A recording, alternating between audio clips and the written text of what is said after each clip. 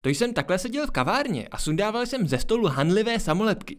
Co to sem vůbec lidi lepí? Co pak tomu někdo věří? Vždyť si přeci každý dokáže dokázat, že to tak nemůže být. Začnete s výrokem, žádné přirozené číslo není nudné. Nebo trochu jednoznačněji, pro každé přirozené číslo platí, že není nudné.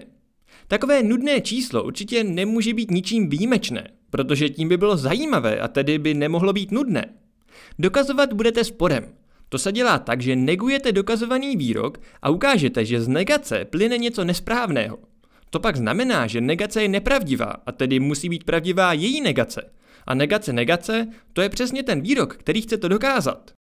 Negace zní, existuje přirozené číslo, které je nudné. No dobře, podle tohoto výroku existuje alespoň jedno, možná i více nudných čísel.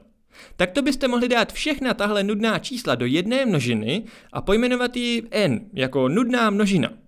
V téhle množině n je určitě nějaké nejmenší číslo, minimum této množiny. To byste mohli nazvat třeba NNČ jako nejmenší nudné číslo. Ale moment, nejmenší nudné číslo, to může být jen jedno. Tedy tohle NNČ je výjimečné tím, že je nejmenším nudným číslem. A tedy nemůže být nudné. To je ale přeci spor neboli protimluv. Předpokládali jste, že NNČ je z množiny nudných čísel a z toho jste odvodili, že nemůže být nudné. To současně nelze. Tedy od výroku existuje přirozené číslo, které je nudné, jste se dostali k protimluvu. To znamená, že tenhle výrok není pravdivý. A tak funguje důkaz sporem. Začnete s negací, ukážete, že z ní plyne spor a jediné možné řešení takové situace je, že ten úplně původní výrok byl pravdivý. Takhle to bude lepší a hlavně pravdivější.